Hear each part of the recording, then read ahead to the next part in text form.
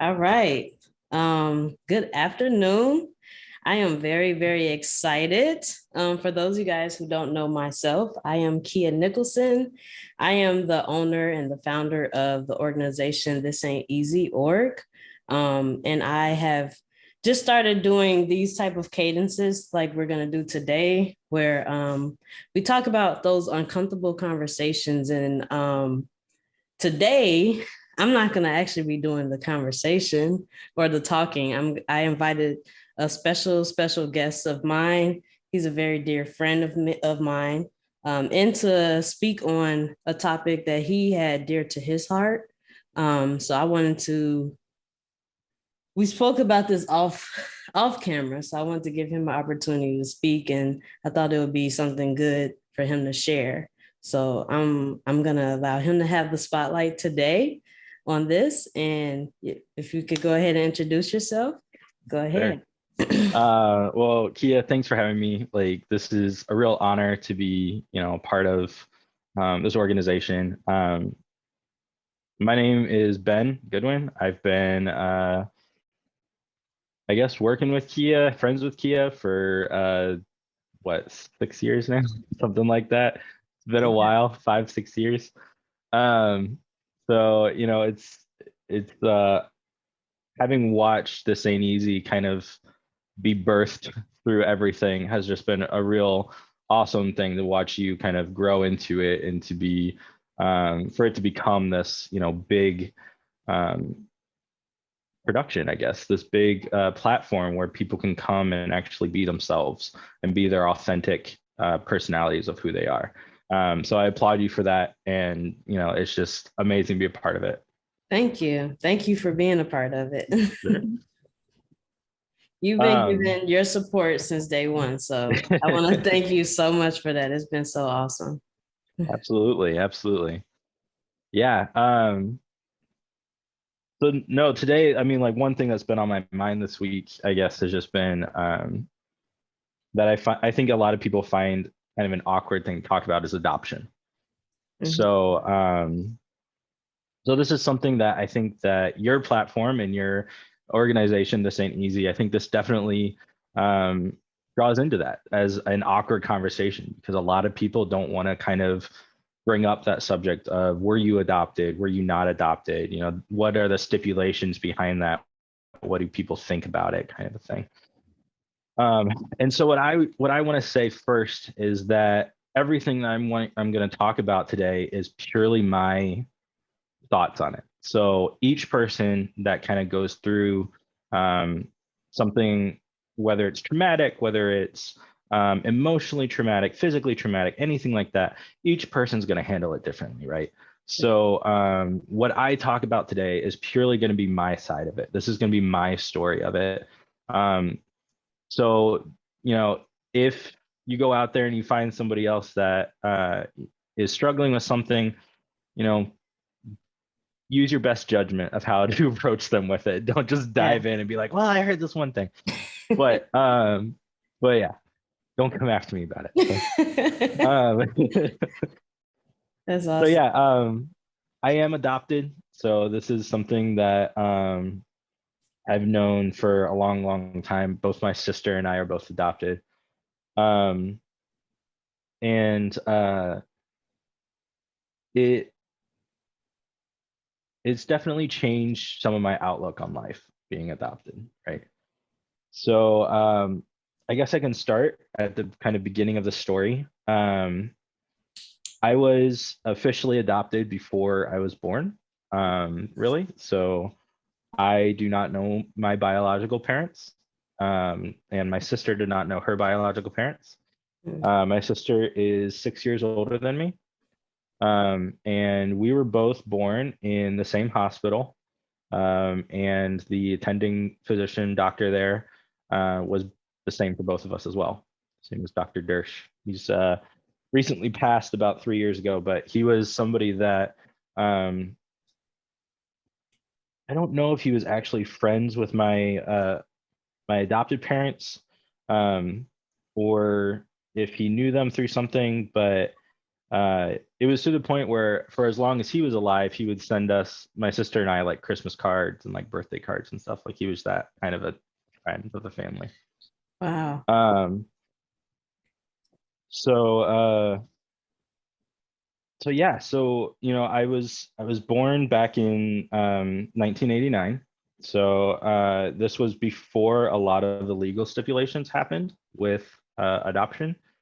Um, and so it's a little bit different now. But back then they had what were called open and closed adoptions, and we still have something similar to that today, but Mm. there is definitely more of a trace for it today. Back then, if it was a closed adoption, it was pretty much no information whatsoever was written down from the birth family. Um, and so because of that, um, it makes it very difficult to trace back any form of lineage or medical information or anything like that back to the original birth biological parents. Right. Um, So, so I was adopted in Indiana and moved in with my birth family, like I said, or my adopted family, like I said, before I was really born. Um, and then basically grew up knowing that I was adopted, but but it didn't really kind of affect me until I was in high school. Okay. Mm. And then the questions started. Mm. Um, and my adopted parents, who I think of just as my parents, they both are very supportive of me looking for my biological parents. They've been very helpful. They've given me all the information they know in order to search for them. Um, and so that's been, really great to have their support on it. As a side note, I do know several other adopted children where their adopted parents are not that supportive. They want the child to have nothing to do with their biological. Wow. Um, and so that leads to a whole other problems. But my parents, I'm very thankful for that they were very supportive of me looking for my biological family. And and so probably since my senior year of high school, I have kind of looked for my biological family. Wow. Um, so that's been uh 14 years that I've been looking for them. Wow. Um, and never really had anything close to being able to find them. I found like a 23 and like I did 23 and me, tried to do a DNA search. They're not in any DNA databases. Mm. Um, and as I was kind of going through that and thinking about it more and things like that, I, for other reasons as well, started actually going to therapy for depression and anxiety and things like that. Um, and while I was there, one of the things that my therapist started asking me about was my like my family history. And I Mm. told him I was adopted and things like that. And as we kind of unpacked a bunch of stuff, um, he was saying that one of the things that he thought could possibly be um, a cause for kind of internal anxiety or internal um, as a personality trait is the fact of a feeling of abandonment that early in my stage of life. Wow. So so I was with my adopted parents, within 24 hours after I was born.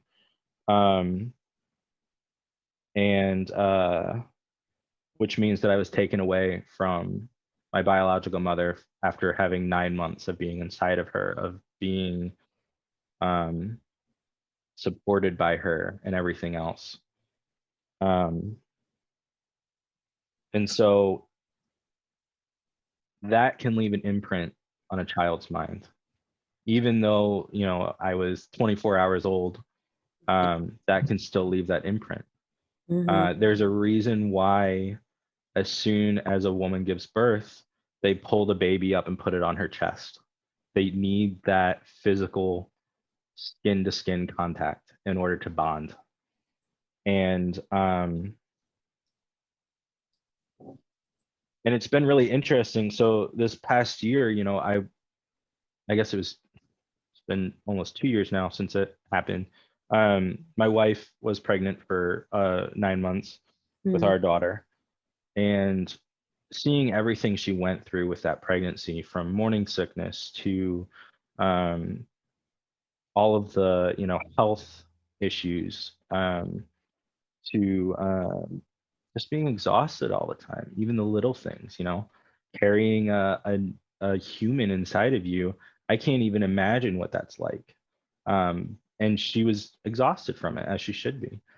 And so it really got me to think about, like, my biological mother did all that. All Like, right. she went through all that.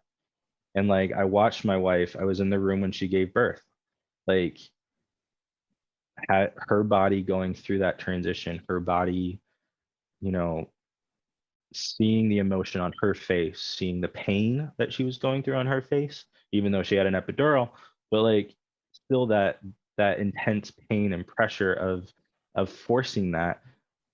I'm That's about as much as I'm going to talk about that, because I don't have the body in order to talk about that. I feel like you need certain genitalia in order to do that. Um, but like, but she did it, and my birth mother did that, right? Mm-hmm. And that creates a bond. And Yeah. so when my birth mother had me, the doctor immediately would have taken me and put me on her chest to Mm-hmm. bond, because that's what they do with mothers. That's like standard practice. Mm-hmm. Um, so for a couple hours, my birth mother held me. Mm-hmm. She had me. And then she gave me away. Yeah. And so then the questions start, why did you give me away? If Yeah. you spent so long and so much pain and so much tiredness and all of the sickness and all of the aches and everything that goes on with birth, and then at the end of it, you give it away, Mm, you know, the question is always why. for sure. And that's hard, because it could be a very good reason why she did it. Yeah. Maybe she was too young. Mm, And, if she was, 15, 16, and she knew that she couldn't provide a life for me, and she knew it was going to be better. Okay. right. That's a good reason. Maybe it was some other trauma. Like, maybe it was, and one of the things that I've thought about was, maybe it was like a rape. Mm, And like, that's another taboo subject that nobody wants to talk about. But like, if you're a woman, and I've talked to my wife about this, if you're a woman and that happens to you, it would be a reminder every day. You don't want that. And that's not good for the child either. mm-hmm. And so that's another reason. So there are many good reasons out there, I think, that can be as to why somebody would give up their child. And Yeah. I am by no means against putting a child up by adoption. I Mm, mean, I'm part of that. Like, I believe that women are strong and women need to do what's best for them, yeah. right? And that's important. Mm-hmm. But I think what people don't think about is, what is that child going to think 16 years from now Mm-hmm. if they find out about it? So I guess my encouragement to people would be like, if you are going to put a child up for adoption, great. Make sure they go to a loving home that, is going to love them and care for them. If at all possible, keep them out of the system, because our system sucks. Yeah. Um, but like, do that for them. But at least give them a trail. Give Yeah. them some breadcrumbs to go back on. Um, and it may be that they don't want to. Each kid's different, right? So like, I again, I already spoke of a friend that their adopted parents weren't supportive. I have another friend that doesn't want to know his biological parents. He's Mm, bitter about them. He was mm-hmm. like, well, they clearly didn't care about me, so I'm just going to say F it, and I'm not going to talk to him. Mm, And that's kind of the opposite side of what is probably should be going on in the head. Yeah. Um, each person handles it differently though, and Yeah. that's okay. Each person is going to be where they're at. Um, and it's one of those subjects that is tricky to dance around Mm-hmm. because you are going to find those people that say, I don't want to talk about this. It's too Yeah. personal. And a lot of those times where people say it's too personal, it's probably because they think about it a lot. So That's a like good point. if it's too personal to talk about, it probably means that they're hurting from it. Yeah. And so be mindful of that. Mm-hmm. Like if stuff comes up around them where, somebody starts talking about adoption around them or something like that, you know, maybe keep an eye on them. Maybe Yeah. see how they respond to it before you kind of charge in with them and ask them questions. Um, that being said, I love talking about my adoption because I think that more people need to understand it. For I sure. think that the more people that understand what can happen to the child, both good and bad, I think the better. I think Mm-hmm. that you know, I think that it can be very difficult for a person to make the choice as to whether or not to share what's happening within them. And I think that's true for all trauma, not just adoption. Yeah. I think that ties in with everything of like you have to be in a certain mental place in order to be able to talk about what happened. Um, Definitely. and that mental place may be different day to day. One day you may be cool about it, and the next day you're like, nope, not talking about Man. this. Like that can totally be a thing, Yeah. and that's okay. Mm-hmm. Like it is okay to be that way. That Yeah. makes you human. Yeah. Giving yourself that space to break. Absolutely. And sometimes you need to talk to somebody, right? So maybe that Mhm. one day, it's like one day out of 365 days a year, but that one day you want to talk about it with somebody and you go and you talk, and then the rest of the year you're like, nope, that's now Yeah. behind me. I've already let it out once. Yeah.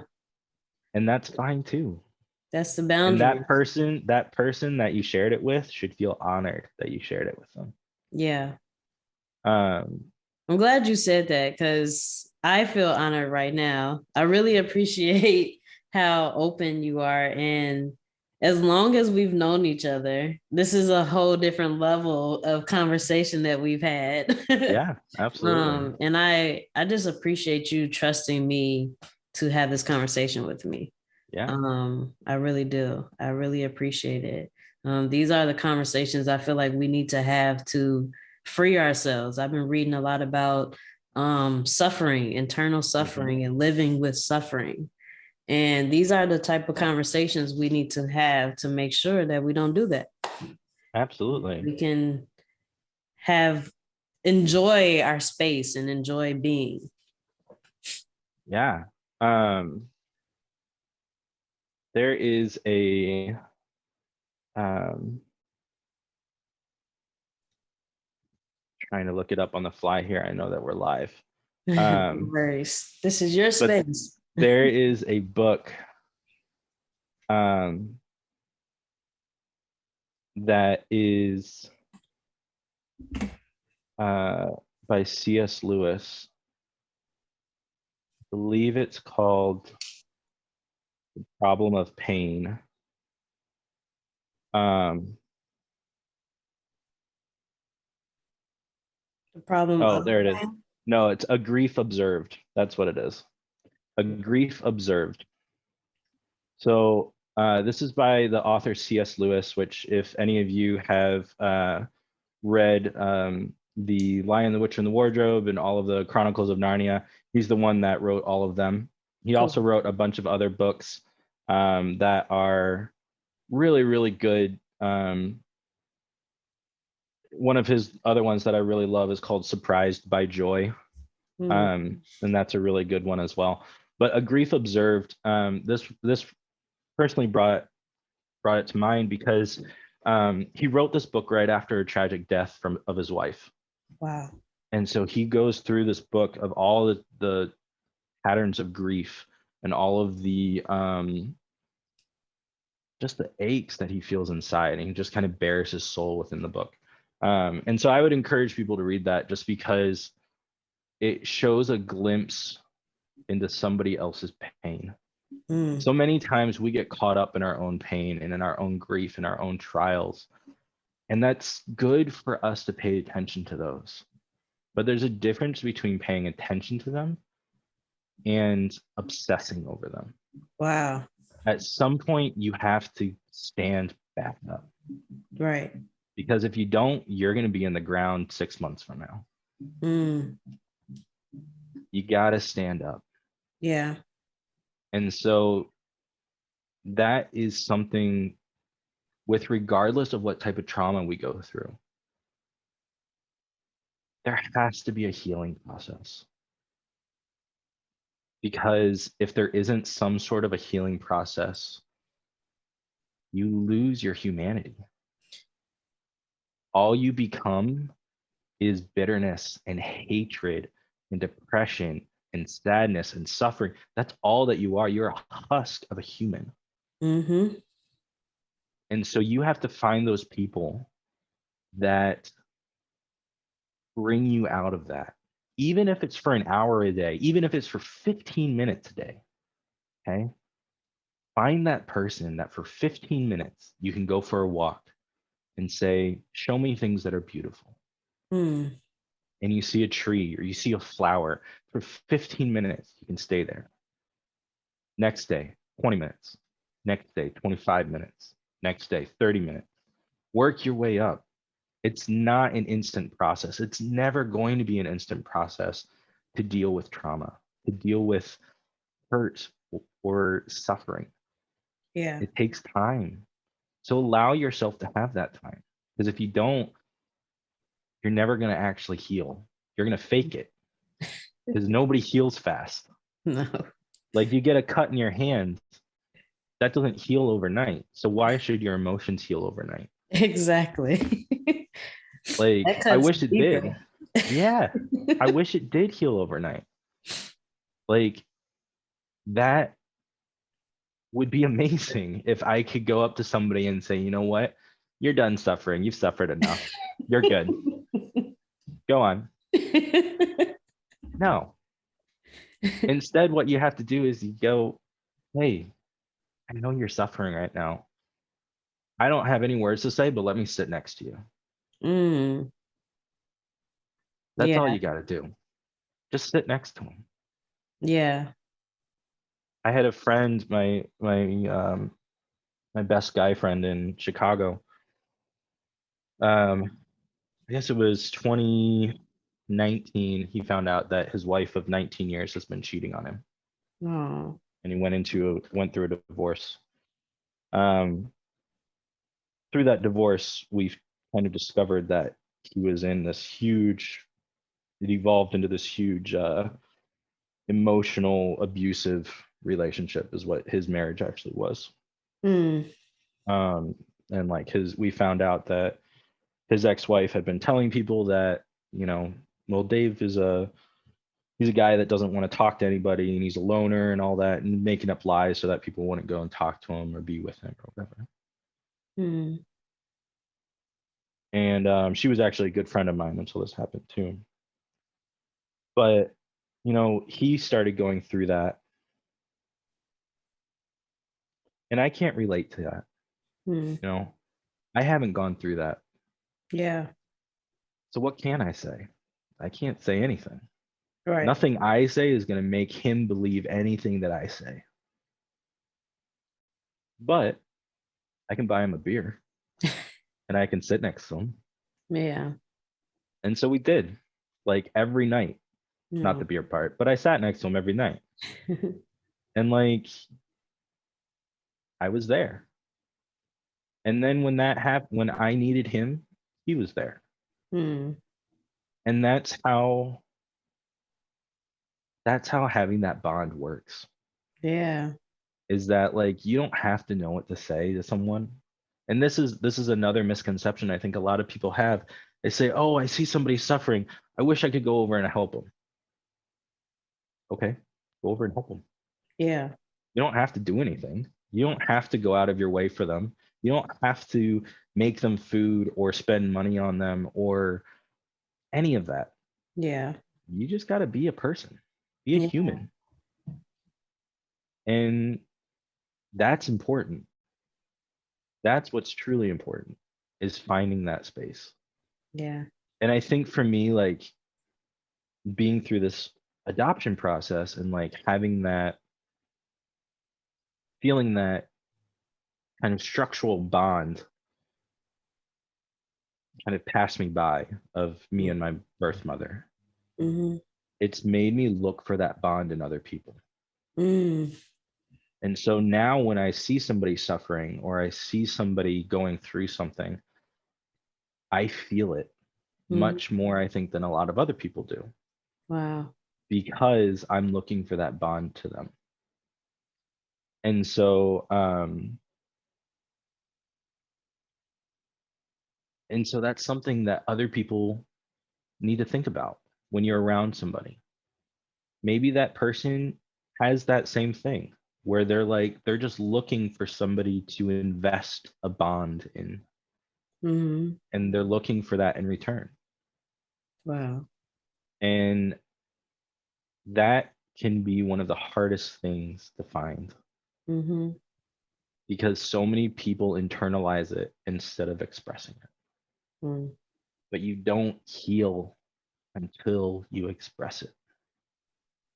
All you do is you bottle it, Yeah. and that doesn't help anyone. That doesn't help you.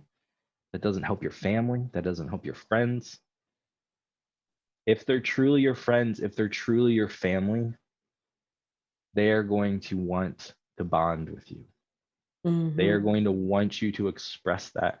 And if they don't, then they can get the hell out of your life. Seriously. Like, you don't have the time for that kind of person. Yeah. None of us do. If they are not willing to pull you in and to accept you and to listen to you and to sit next to you, you know, it's not Yeah. worth it. You may only then have a friend pool of two people, but at least those two people are going to be loyal and you know for a fact that you can count on them. Yeah. And that's important. Mm-hmm. And, you know, I think that again, too many people gloss over that fact. I would agree. That's so important. Everything you just said was just like, wow, wow, wow, wow. I'm glad we're recording this, right? You are so awesome, Ben. I just want you to know that you're You're awesome. very awesome.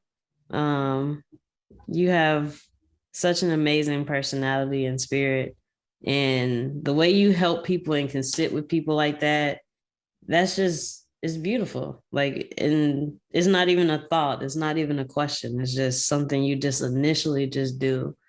And I think that's just so important too, because some people think when you've experienced trauma, it looks nasty, like you Mm-hmm. don't have that. And I think it's so important for people to still see how beautiful you can be, even while you're handling that trauma, you know? Yeah.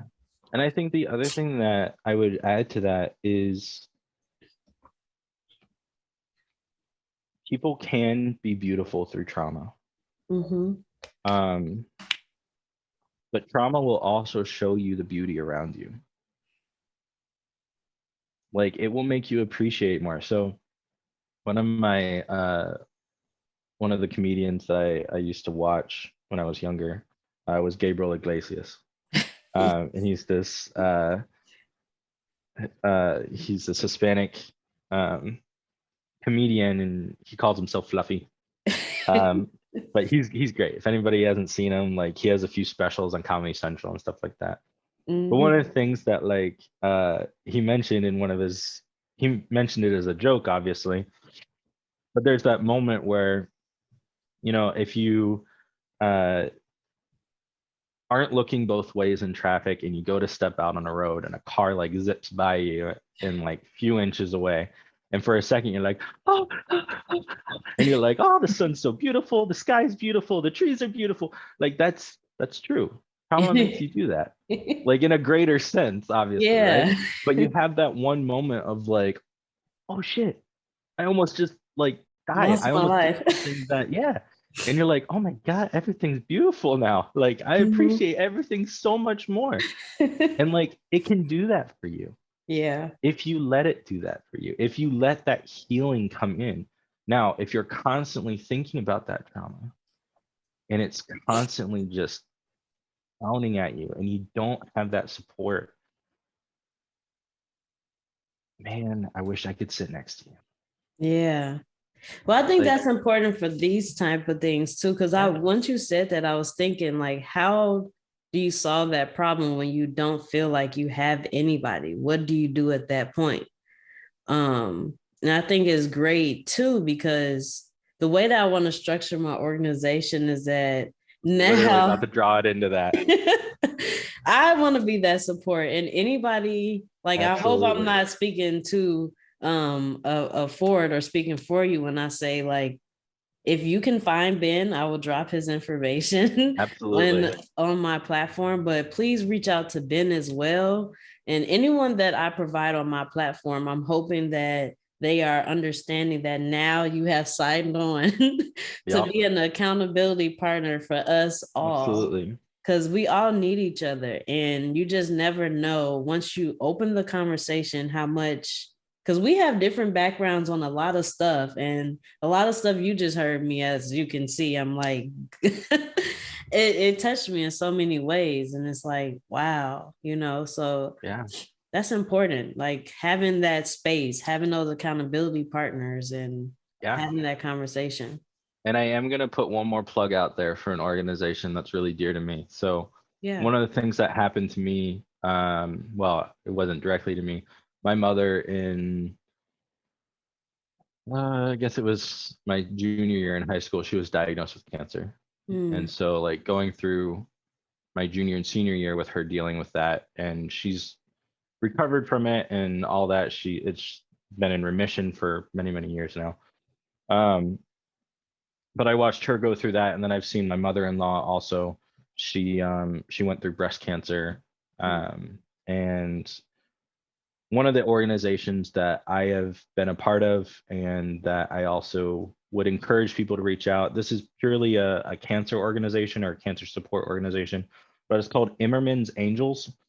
And Kia, I'll send you the link after this so that you can post it. But basically, what it is, it's a one-on-one cancer support company organization, and they um, pair up.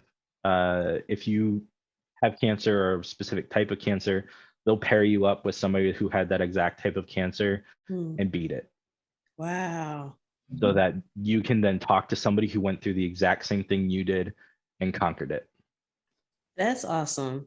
And so that's another plug that I would definitely plug in, because I think cancer is one of those big things within our country, within our social circles, that is a terrifying thing, right? And it happens and affects so many people. And so Mhm. this is something that I would, if you know of somebody or somebody in your family deals with cancer, have them look up this organization. It's been really powerful, really helpful, to many, many people. And it's just like one phone call kind of a thing. You talk to them on the phone, you get assigned to a person, and then you just chat with them. Um, So awesome.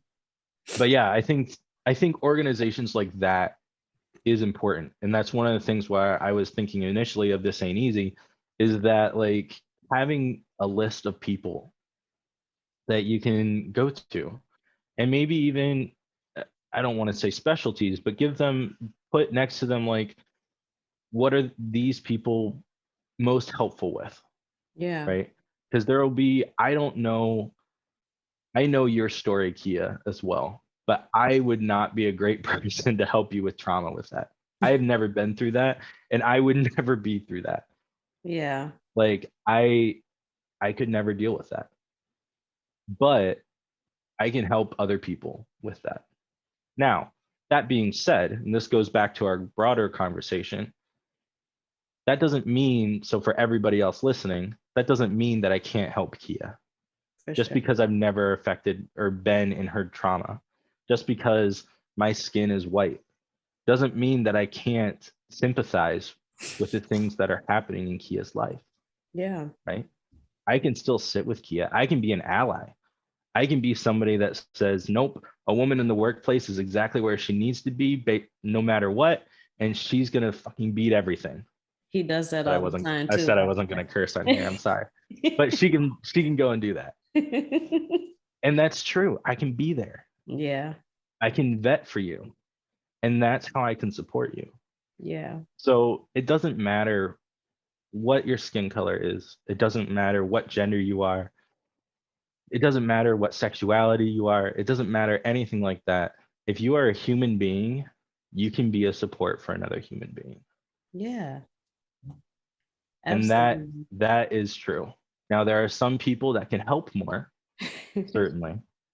They can say, I've walked in these shoes. I know what's going on. I know what you're feeling right now because I've experienced it. Yeah. I can't say any of those things, but there are some people who can. Yeah. And so I think that's important too when people reach out to somebody. Sometimes they don't want somebody that's walked in their shoes because they don't want somebody else's opinion. That's totally cool. Mm. But if you do, and you're looking for somebody to sympathize with you on that kind of a level, then that's somebody you should look for as well. Yeah. Um, so that is my kind of side note for that is that there is no qualification other than if you're human, you can help another human. But if you are looking for that more of a personal support, if you're looking for that more of a personal closeness that comes with having been in the same type of trauma, then Mm-hmm. look for that. Find a support group, find a support network. You know, there are many places that you can go to find it. So this kind of veers off of my adoption thing a little bit, but one of the things that I dealt with, yeah, if I'm running over on time, you can No, you're tell me to fine. go away. You're fine. But one of the other things I would tell people is I suffered with, or I was diagnosed with a like clinical anxiety. So I was getting panic attacks um, like 2 or 3 times a day to the point where I was on the floor, like laying on the ground. Kia saw a few of those. Like it was bad. I couldn't get out of the house. I couldn't go anywhere. Just straight up panic attacks. Mm. And the support that I found came from the most unlikely place, Mm. and that was Reddit.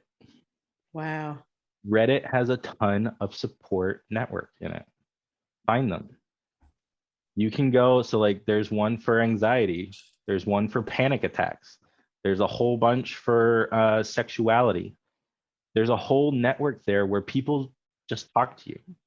And so I went and I posted a thing on Reddit, said what I was going through, said all my symptoms, said I was feeling like I was dying, all of those types of things. I had like 6, 7, 8 people reach out to me directly in private messages Wow. and say, hey, let's talk. Wow. And Reddit became that source for me Mm. of like, let's talk this trauma. So there are many places that you can be a part of anonymously. If you Mm-hmm. don't want to go and share who you are and everything like that, that's awesome. That's fine. Be that. But there's still help for you. There's still places you can go to be a part of that where people may not know you, but they know what you're going through. Yeah. Um, and so, yeah, that's definitely one of the places that I would suggest as well to look for is Reddit has a lot of communities for that. Um, I think that's the main place that I went to was Reddit. I think Twitter had a little bit, but Reddit by far had the most for Right. that kind of stuff. But there's a lot of there's a lot of like subgroups and groups within there, and down to like very small details of like certain events. Um, so like one of them was, so like anxiety and panic attacks can be formed in many different ways. So like some are physical panic attacks, some are mental panic attacks. Mm. There's like different styles of panic attacks. Um, but like through Reddit, there's like subgroups, subreddits of the different categories for panic attacks. So you can find people that are having the exact same type of panic attacks you are and talk to them about it. And some people are just on there. Like I talked to a guy that was like, yeah, I've been dealing with this for 15 years. I'm just on here to help people. Wow. Like, that's awesome. That's super I'm still awesome. on there. There was a guy in where was he? I think he was in England, and I Mm. chatted with him a few times. He was a 17-year-old kid, and he was afraid to talk to his parents about it because they didn't want him to go to a psychiatrist. They didn't like Mm. psychiatrists, and he felt like he was on his own and just needed somebody to talk to about it. And so every time he had a panic attack, he'd message me, Wow. and I was able to talk to him about it. I don't know his name. I don't know Mm. where he lives in England, but I was there, and Wow. he hit That's me up. amazing. And it was that kind of, that's the type of people that are there. That there are many people that just want to help. Yeah. Um, and you'll find that when people are anonymous, they want to help a lot more than when they're not anonymous. Yeah. A lot of people don't want to show their face when they help because, and this is my personal opinion, I think that a lot of people are trying to show that they're tougher on the outside than they really are. Mm. I think they're dealing with other things. Some Yeah. of them may be that they don't want the recognition, but I think that's probably fewer than people thinking, I don't want other people to know that I deal with this. Wow. Anyway, that's a side note. But that being said, Reddit.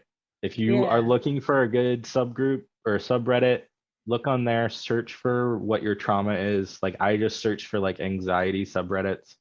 There were a lot, like I subscribed to like 4 or 5 of them when I initially got my anxiety and my panic attacks. I'm now on like one. Um, but it's good to know. And people, one of the other things that is helpful is to know that people are going through the same things you are. Yeah. You're not alone in going through things. And this is another thing with trauma. When you go through trauma, I guarantee you, you are not the first or the last person to go through that trauma. Mm-hmm. You are not alone in it. There's a whole community out there who you Yeah, may not even be aware of that exists. absolutely. But if you're not the last person to go through that trauma, make sure that you're there to help the people that come after you. Mm. Like, don't just Yeah. hold it because you conquered it, Mm-hmm. which means that you are stronger than they are right now. Wow. And they need you to get them stronger so that they can help the next generation. Mm-hmm. Because trauma doesn't stop, it never will, no matter what it is, whether it's, shootings, whether it's emotional, whether it's physical abuse, whether it's any of that kind of a thing, it's never going to end. Mm. We can work for it to be at the end. We can For do our damnedest to get it to end. sure. But humans suck. We really do. And Yeah. so what we can do to make it better is to strengthen the next people and to make them aware of the trauma. And awareness of the trauma, it's the same thing with awareness with um, like racism Mm. or awareness of different sexuality types. The awareness is what changes things, Yeah. right? Or starts that change. Let me rephrase that. It does not change anything. Awareness by itself does not change anything. Okay. Put that out there. But it starts the thought process in Right. that change. It Okay. starts the conversations. Yes, absolutely. And then after that conversation, then the action can start. But Yeah. if there's not awareness to start that, that action never happens. Yeah.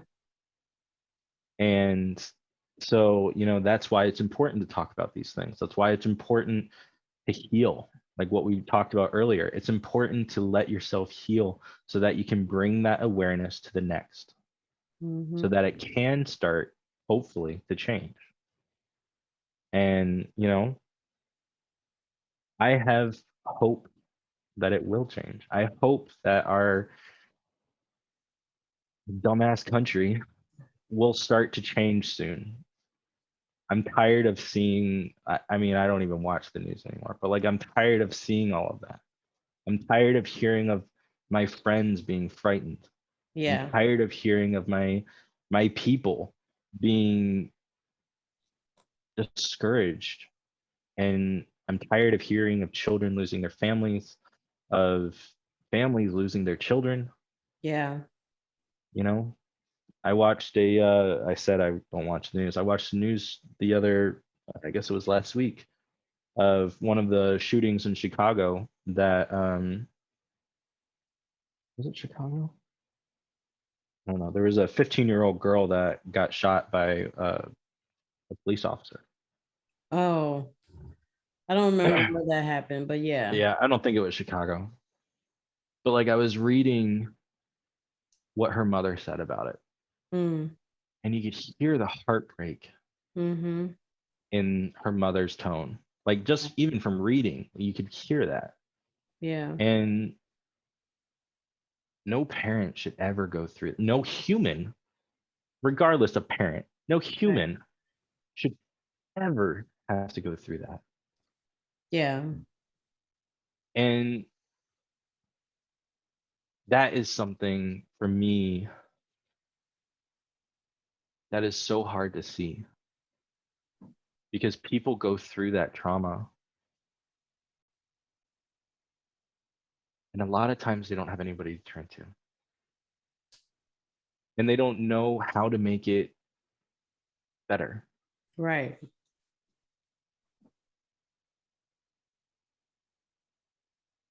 And the answer is that it doesn't get better. This is the depressing answer. But that type of trauma will remain with that mother for the rest of her life, right? Yeah.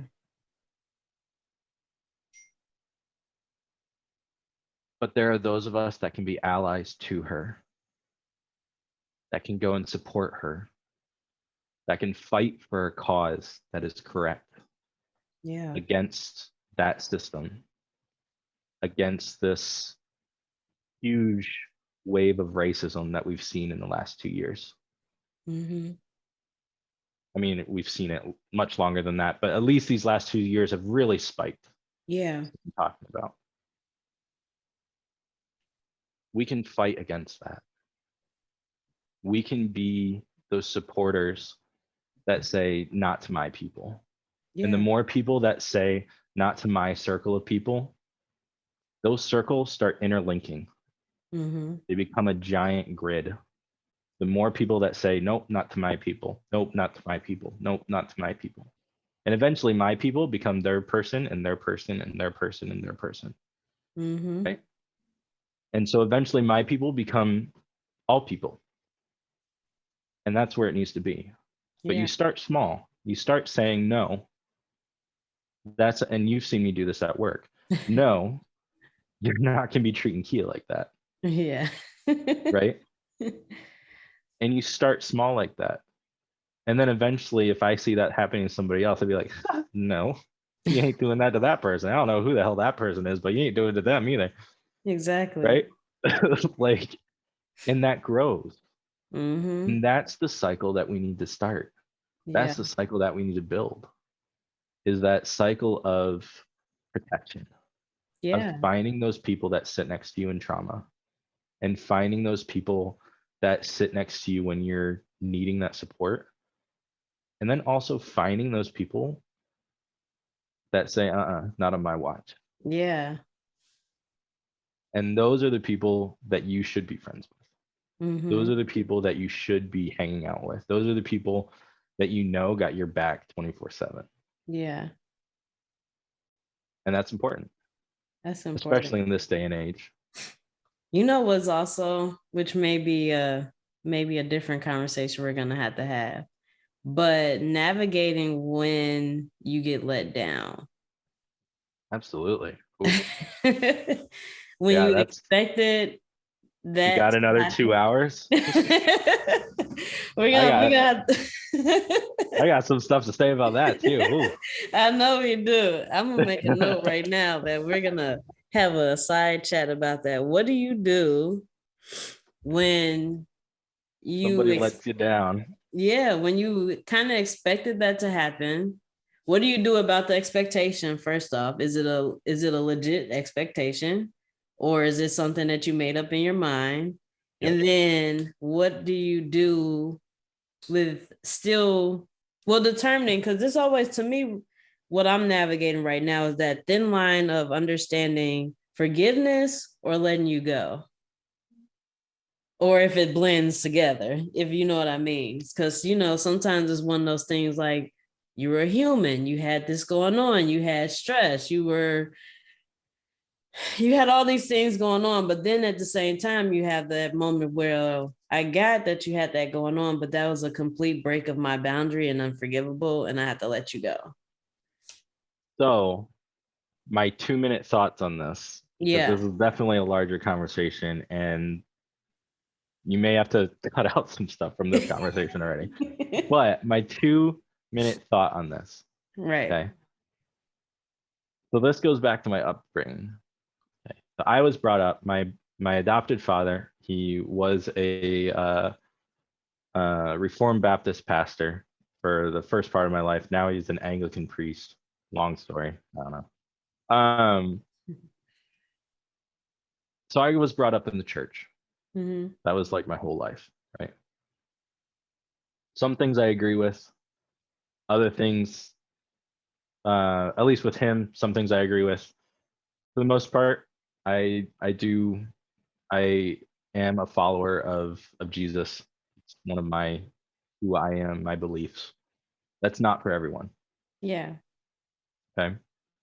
Um, but one thing that's true for everyone, okay, that was ground into me when I was a kid, Mm. asking forgiveness for something is a turning from something. Mm. In order to be, in order to ask for forgiveness, it doesn't mean that you're not going to fuck up again, because Right. we all are going to. But it means that you're going to do everything that you possibly can to turn away from the thing that you have to ask forgiveness for. Mm. So if I have to go to you and I have to say, Kia, I messed up. I need you to forgive me. I did this, this, and this. If I come back to you 2 weeks from now, Kia, I did the exact same thing that I asked forgiveness 2 weeks ago.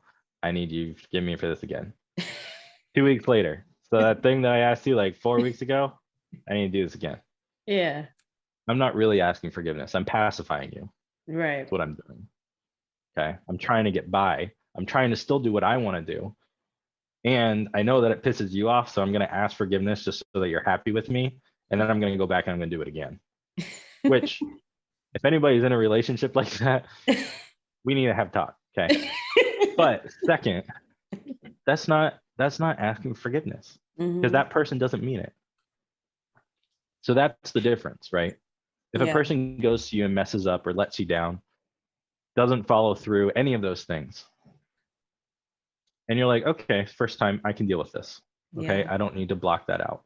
We can accept it. I can forgive. I can go forward. Okay. Mm-hmm. Forgiving is forgetting. Right.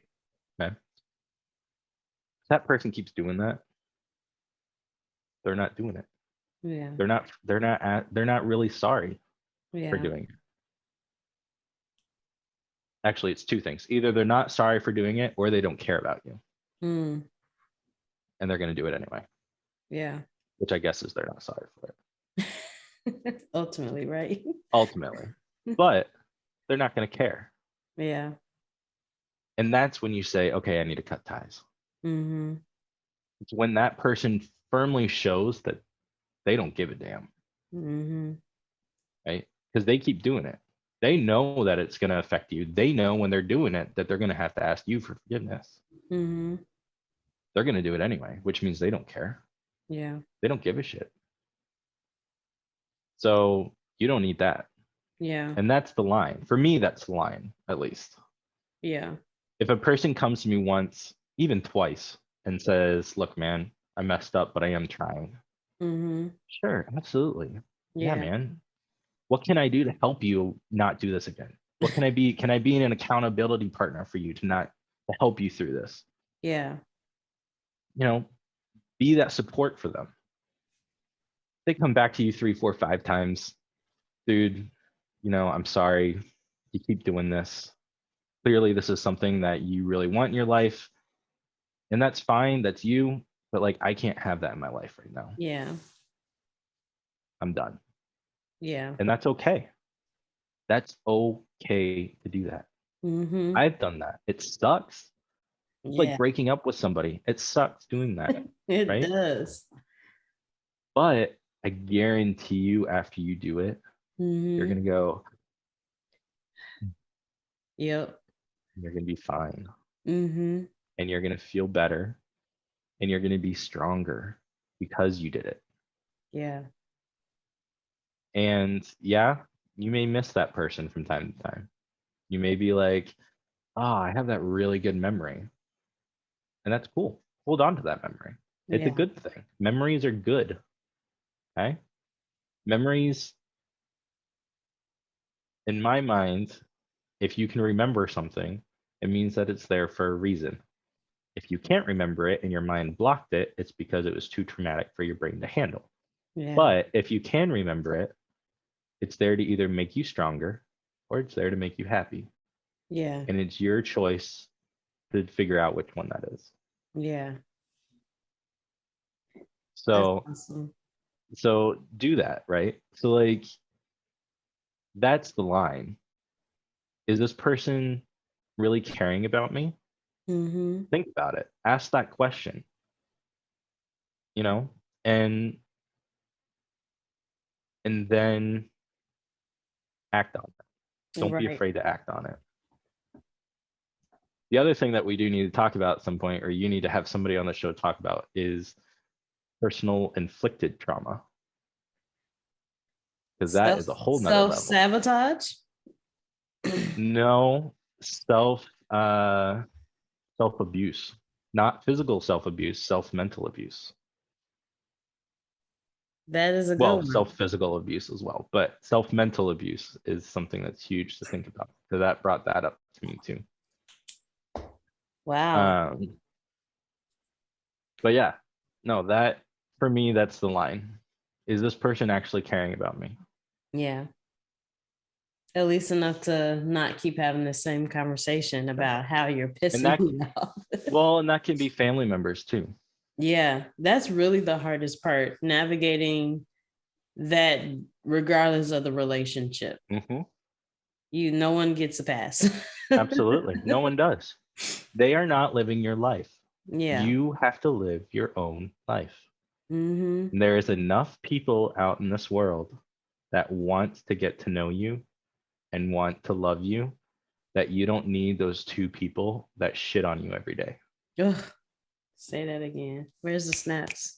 There is enough people out in the world that want to love you that you don't need those two people shitting on you every day.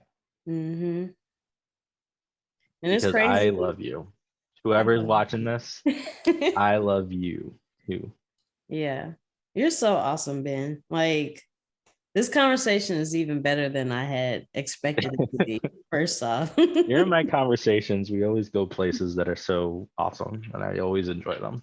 They do. And obviously, we're gonna have some more because you just given me at least five other topics that we're gonna have to talk about. Yeah. And my good friend Al Summers, who was on one of my last videos, he's also adopted. He Oh, was nice. working today, so he wasn't able to join. But I would love to put you guys in a Absolutely. conversation together. Absolutely. So I'm gonna Because be, each person's different within that.